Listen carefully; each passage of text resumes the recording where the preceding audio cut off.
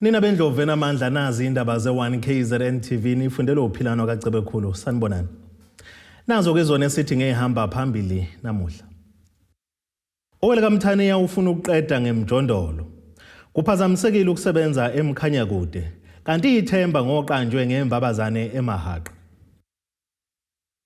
Uhulumeni wesifundazwe KwaZulu-Natal uthi uzoguqula ngenhloso yokuziqeda zonke indawo obekade kwakhiwe kuzona ke imijondolo uma ngabe sebabakhele ke izindlu abanikazi bayo ukuze ke kuzoncipha imijondolo eyakhiwe eindaweni engafanele. Lokhu kuvele ngesikhathi kwethula isigaba sokuqala sokwakhelwa kwabantu izindlu abagcina emahholo ngenxa yekhukhula zaphambilini kulonyaka ezashaya kakhulu itheku. Lena iyona ndawo esihlonzo uhulumeni wesifundazwe ukuthi uzokwakhela abantu abasemahholo njengoba sikhona la endaweni yaseWestville kade izothula ngokusemthethweni kukhona nabahlali okuyibona abasuswa eindaweni ngenxa yezikhukhula abagcinwe emahholo. Ekhuluma ungqongqosho womnyango wezokuhlaliswa kwabantu kusona isifundazwe uthe indaweni ezimjondolo bazoqinisekisa ukuthi lezo indawo mangabe abantu sebebasusile bayayivala kube ukuthi benza enye into ukuze kungaphindi kwenzeke eminye imjondolo. Namhlanje njengoba sila kuyakutshengisa ukuthi into esayisho iyenzeka. Sila namhlanje ngoba sizoqala sesiqalile ukuthi sizoqala uyabona imishini singenile iyasebenza sakhela abantu izindlu la njoba sila sizovala i-hall le elapha eTruro okuhleli khona abantu bakithi abaningi sizobakhela la izindlu abazokwazi ukuhlala kuze ezosikhashana akubona kolindela laba kuyona imjondolo izindlu ezisezingeni kodwa emva kwazo sizobe sesibakhela izindlu lezi esithi izindlu zabo ezipermanent abazohlala kuzona ubonile idesign izindlu ezinhle eziyitezi abazohlala kuzo abantu bakithi nabo babe nesithunzi. Siqalile siyakwenza ogwini sesiwavalile njengoba ngangishilo ngesonto leli lidlule sesiqalile siwavalile amanye ama-shelters obekuhleli kuona abantu. UNdunankulu wesifundazwe akuvezile ukuthi le mali abazoyisebenzisa imali kahulumeni wesifundazwe kepha ayakafiki le ekade ithenjiswe uhulumeni kazwelonke. Sesikwazile ukuthi si-identifye imhlaba engu-44 ezokwazi ukulinka angithi sinabantu abahlala kuma-mass care centers amahholo ama-mass care centers esinawo awu-84 awu-44 ama-mass care centers already sesiyazi ukuthi laba bazophuma kuleli hholo bazoyohlala kulo mhlaba so sesikwenzile lokho sizokwakha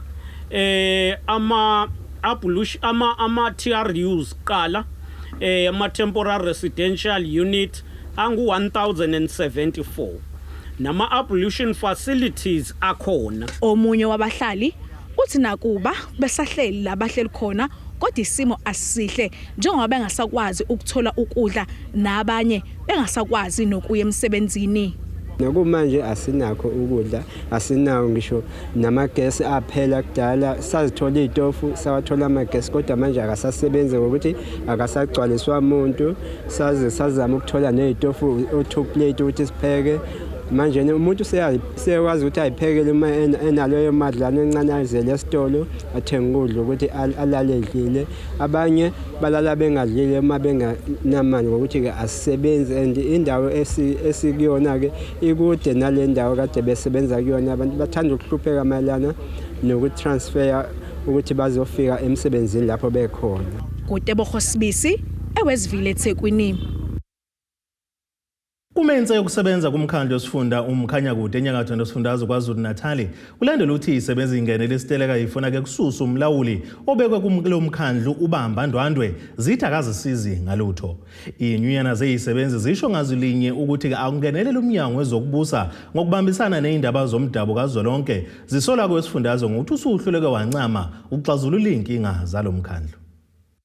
Umasipala wesifunda uMkhanyakude enyakatho nesifundazwe KwaZulu-Natal ubalwa nabanye omasipala abathathu abangazange benze kahle ngokombiko kaMcwaningi Mabhuku phezu kokuba lo mkhandlu ungaphansi kweso likamlawuli ubamba ndwandwe.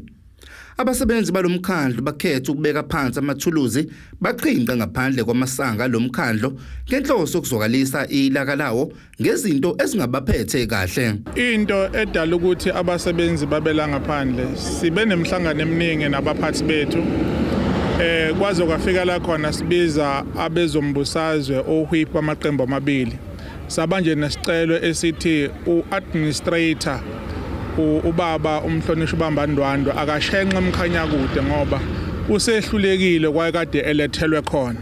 Kusithinta kakhulu ke thina njengabasebenzi kulokhu ukuthi ama tools of trade akhona kusi affect kakhulu in the presence ka administrator okubambandwana engithi mangiqaleke ngokubalule okubalekile iposition yethu singabasebenzi basemkhanyakude ukuthi uBambandwandwe usithathe sikwi disclaimer wasibeka ku adverse.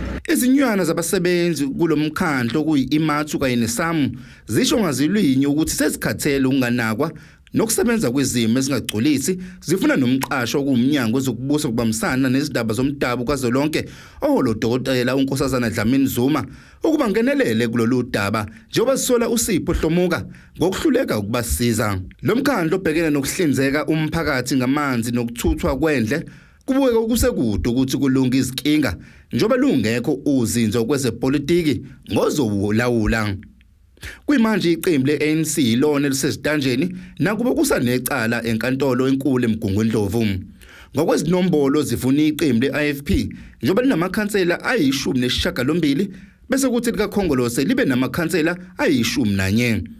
Abasebenzi sebeqalile ukusabela ukuthi kungenzeka bangaholi ngesikhathi njengoba isabelo malo salomkhandlo singakaphasiswa. Siveze ukukhalaza kwethu ikakhulukazi ngokungaphasisa kwebudget esekuwenzeke iminyaka yalandelana ngoba nangonyaka odlule ibudget sikwaze ukuyiphasisa ngomhla ka15 August.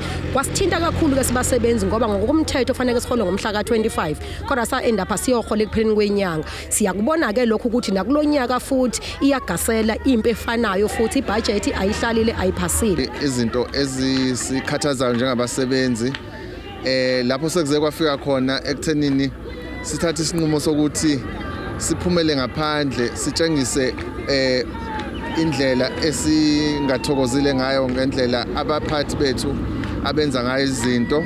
Imizamo yokuthola ukuphawula kwalowo iMayor ANC uSiphile Mdaka ayizange iphumelele njengoba ethunyelele umyalezo kodwa wangaphendula. Iqembu le-IFP libambe isithangami nabezindaba eThekwini ukudingida izinkinga zalomkhandlu oselishiye umphakathi usele dengwane. Angeke ke thina njengamakhansela singele kakhulu ukuthi ke lokho abakushoyo kuyikho noma kuyikho yini. Kodwa khona nje esikuzwileyo yilokho ngoba sikuzwe ngoba basibiza nathi basho phambi kwethu njengamakhansela ohwipho ukuthi ke abamdinga emkhandlwini. Kodwa into abayibekayo ilezi nathi esiyiphikayo esibekayo ngayo ukuthi akasilekeleli. Ezindabeni ze-I-Kzn TV kubika uThabani Maphumulo eMkhuze. Omasipala bangaphansi kwesifunda iZululand sebeveza ukuthi banethemba lokuthi kuzodakuleka kumnotho wabo ukusingathwa kwemidlalo eqanjwe ngembabazana emahaqa umntwana kwaphinda ngene iPrince Mangosuthu Legacy Cup okulinde kube ngasekupheleni kwalenyanga ezohlanganisa nemicimbi yahlukene. Lokhu kugqame ngesikhathi umeya wesifunda uThula Sizo Buthelezi ekhuluma nabezindaba eThekwini echaza ngamalungiselelo alomdlalo. Echaza umeya uthi ukusingathwa kwalomqhudelwano ihlandla lesithathu kuzonika ithuba abadlali bamaqembu endawo lokuthi nawo akhule. Lapho sizobona khona amaklabhu amakhulu ezodlala uLundi, iRichards Bay FC, Mamelodi Sundowns, amaZulu Football Club. Sihlose ngakho ukuhlonipha ubuholi bomntwana wakwaphinda ngene kakhulukazi futhi sikhangise ikhono labantu abasha kwezebhola likanobhutshuzwayo. Sisimamise umnotho waseZululand ngalomdlalo omkhulu kangaka. Kanti amaqembu azodlala asasekulungele ukuba yingxenye yalomqhudelwano. Indlela esihlele ngayo sihlanganisa ngayo isquad sethu siye selecte kuwona wonke ama LFA yakhona kuZululand sisebenze kulama players adlala ku Regional League kwaku SAP League qala kulabo badlali lapha siletha kubona amalungiselelo eClub mahle kakhulu kulonyaka and iqembu njoba sizoya kwi-tournament li ready limisele nabagadli nama players zonke akhona akukho engathi sikhala ngakho. Umeya Uphinde wachaza kabanzi nangendlela amaqembu aqhathwe ngayo. The first match will be at 9 o'clock in the morning. AmaZulu FC versus Zululand FC. The next match will be at 11 o'clock. Mamelodi Sundowns versus Richards Bay FC. And the last match will be at 4 o'clock on the day. The winner of match A versus the winner of match B. Umntwana kaphinda ngene omeya bomasipala bangaphansi kwalesifunda nabe beyingcenye yakho lokwethula kwalomqhudelwano. Kutebogo Sibisi eThekwini.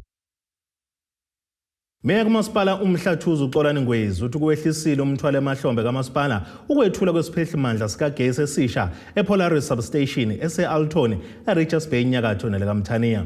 Umeya kuNgwezi usho lokho ekhuluma nabezindaba ngenkathi emukele lesi siphehle sikagesi asichaze njengesinamandla kakhulu nesizokwazi ukuphakela imiphakathi engaphansi komasipala uMhlathuze amandla kagesi angene emnqamuko.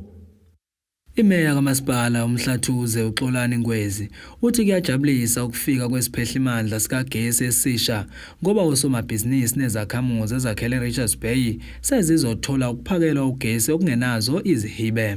Le transformer ngomhla ka-27 January sasikade sikhona la sizobuka umonakalo wawudalwe umlilo ngoba yasha le transformer ngaleso sikhathi.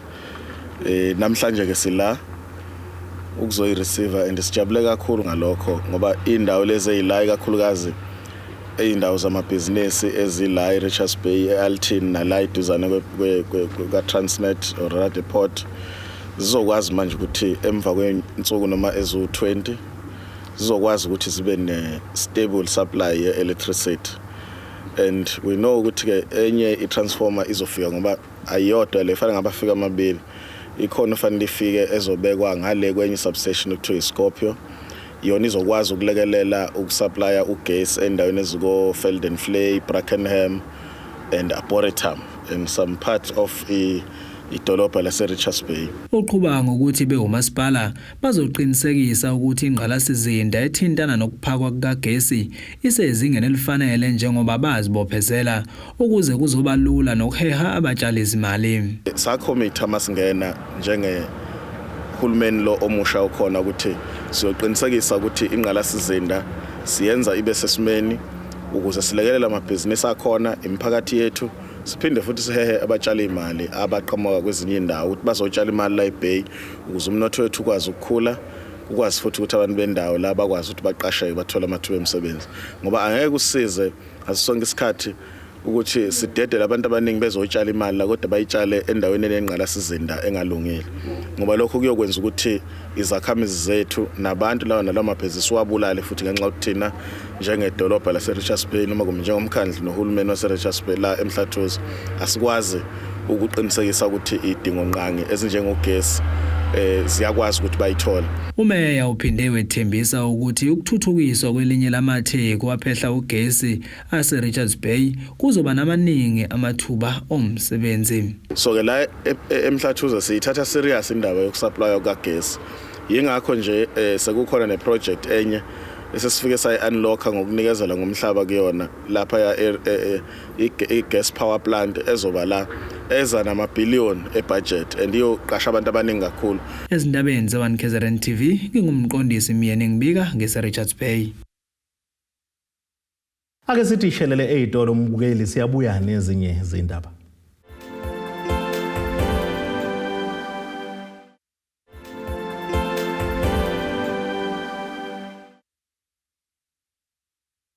Asibonge siphinde sinamukele nisabukele indaba ze-I-Kzn TV nazo kuyizona esithi ngezihamba phambili namuhla. Owelekamthaniya ufuna ukuqeda Ngemijondolo. Kuphazamisekile ukusebenza eMkhanyakude kanti ithemba ngoqanjwe ngemvabazane eMahaqo.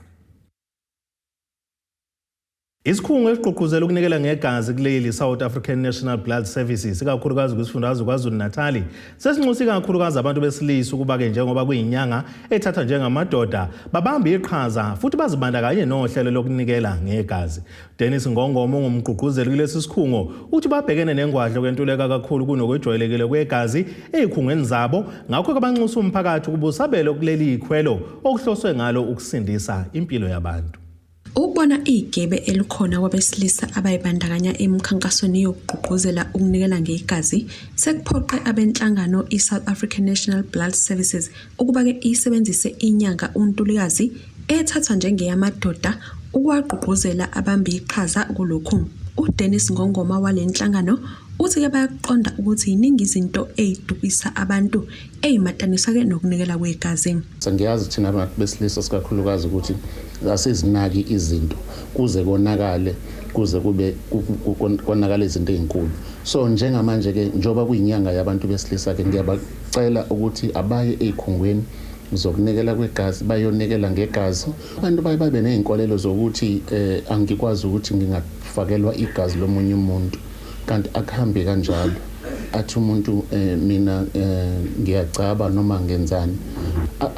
Abantu baye bakholelwe ukuthi igazi lethu eliningi liya kubantu abasuke belimele ezingozini. Akunjalo. Igazi lethu eliningi liya kuma medical cases, liya kubantu abagulayo ezibhedlela, liya komama ababeletha ezibhedlela. So igazi akukho la ukuthi khona alidingeki khona. Silidinga 365 days igazi. Ukuvala kwezikole, izikhungo zemfundo ephakeme kanye nesikhathi sonyaka esikuso sasebusika kunomthelela omubi emqoqweni walenhlangano wokunxenxa abantu kuba bayibandakanye nalokho. Kanti ke njengamanje ibhekene nenkinga yokushodelwa yigazi kwaze seke basalelwe elingabalonda izinsuku ezimbili esifundazweni kubeke izinsuku ezintathu kuzwelonke. Sinegazi elinganela izinsuku ezintathu eSouth Africa yonke bese sithi I-Kzn sibe negazi elinganela izinsuku ezimbili kuphela. Sifanele ngomthetho sibe negazi elinganela izinsuku ezinhlanu, but akwenzeki ngesimo sokuthi igazi abantu njengamanje sithola ukuthi abantu abaningi baphethwe umkhuhlane kanti futhi izikole zivaliwe nama colleges nama universities la sithola khona umthamo omningi wegazi. So ilento eyenza ukuthi singabi nalo igazi elaneleke njengamanje. Ubuhlungu engalweni inzululwane ngezinye zezinto engalendeleka kubantu abangaphansi kwa 2% ngemuva kokunikela kanti ke futhi akuyona ingozi kwazise abahlengikazi balapha baqeqeshelwe ukulekelela. Umuntu anganikela ngokuthanda kwakhe njalo ke ngemva kweinsuku ezingu56.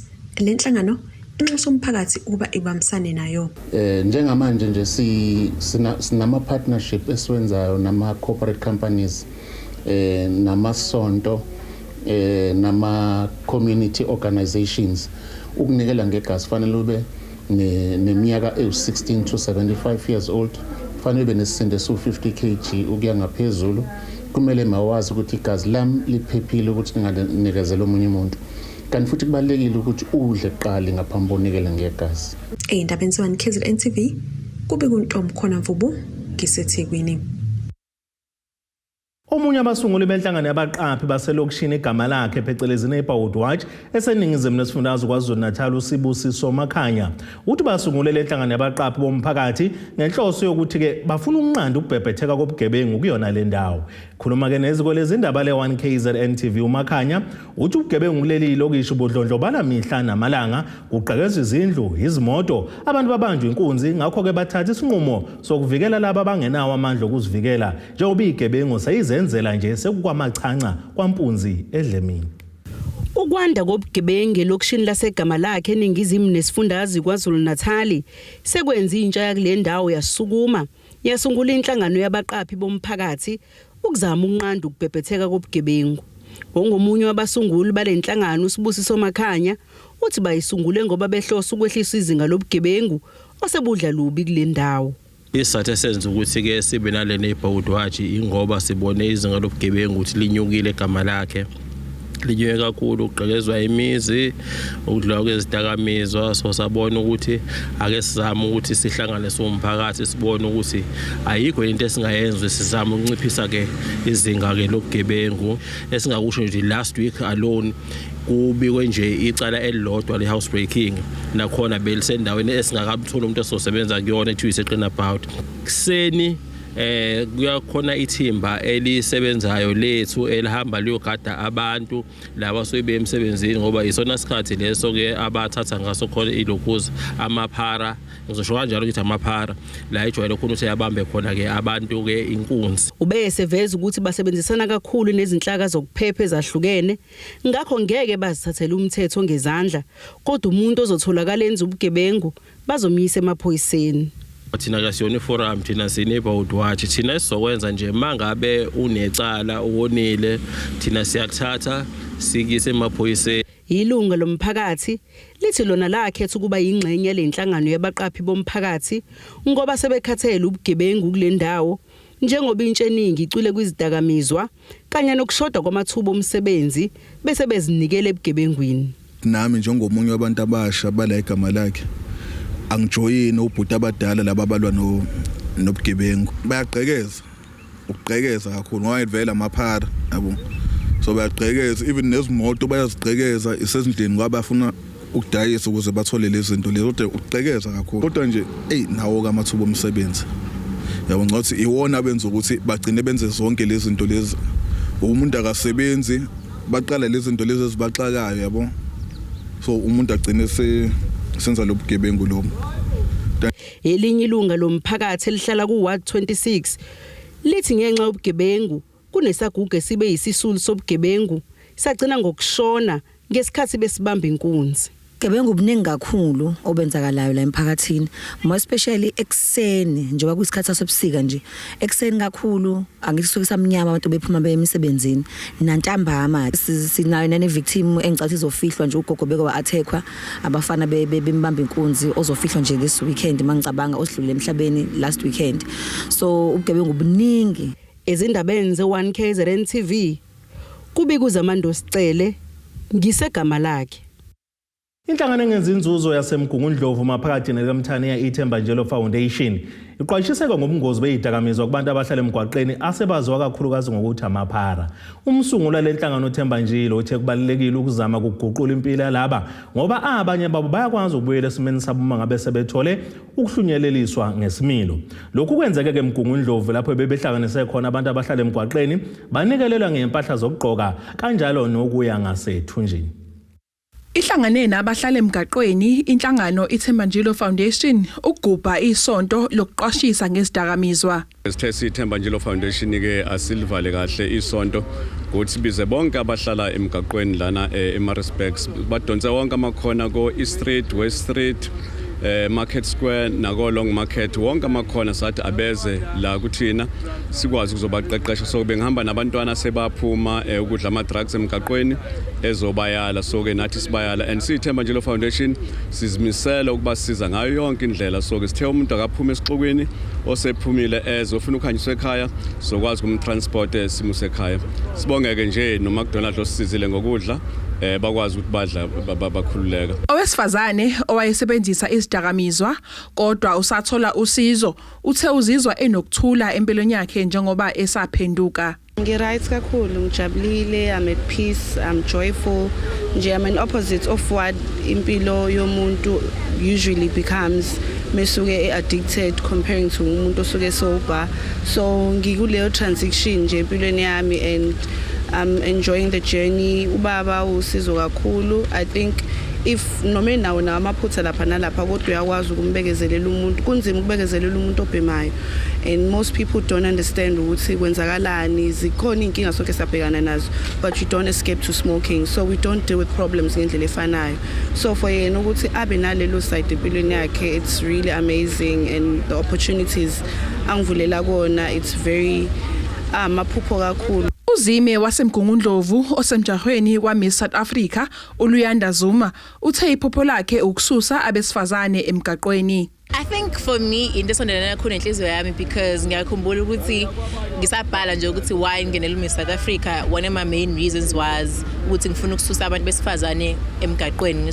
kakhulukazi because I'm all about women empowerment and ngiyathemba ukuthi umuntu nomuntu uyavunyelwa ukunika elinye ithuba. So ngimela namhlanje ilento esondelana kakhulu nenhliziyo yami ngoba ngiyakhona ukuthi ngibe nama conversations nabo and understand ukuthi what put them here, why do they still want to live this life, you know, because I believe everyone wants to leave the streets, and but thinking with how do you then do that, you know? So I want to just have that conversation with them and understand as to what really governs them to not even go home, and if we had to change the environment, where would they want to go rather? Ezindabeni ze-1KZNTV ngu-Ayanda Dube ngisemgungundlovu.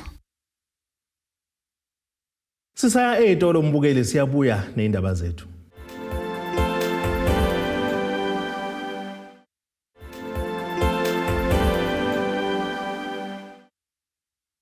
Asibonge siphinde sinamukele nisabukele zona izindaba ze-1KZNTV nazo kuyizona esithi ngezihamba phambili namuhla.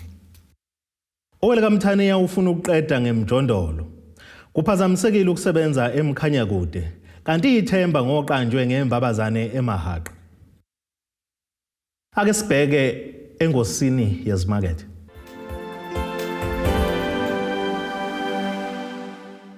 Iranda kuleli bizo 16 rand 63 cents maliqhathaniswa nedola laseMelika beku 19 rand 89 cents kupondo waseBrithani libe ngo 17 rand 6 cents kwi-euro yase-Europe kanti intengo yegolide yona me $1,766.15 ounce uthi intengo yoilo ngahluziwe yona be $102.77 umphongolo.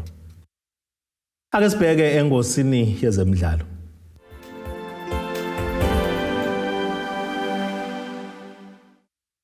Iqembu laseKapa iCape Town City seliqinisa iskwadi salo ngokusayinisa isiqongqwane somdlalo semuva esuka kuStellenbosch FC uMark van Heerden.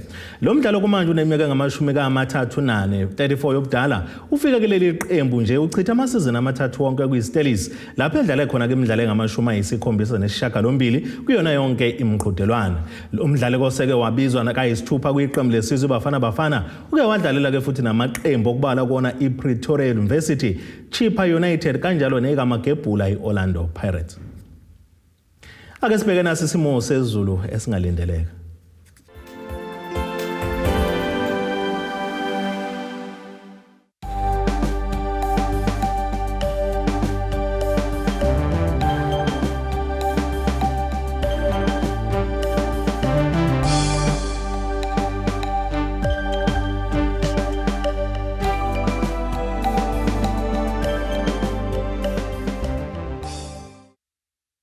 Abenyathe emnyama kaNdaba ejame ngomkhonto ophezulu komzimvubu amamponda isabo kuyehlela zingake besiyiphaka namuhla sithi khumu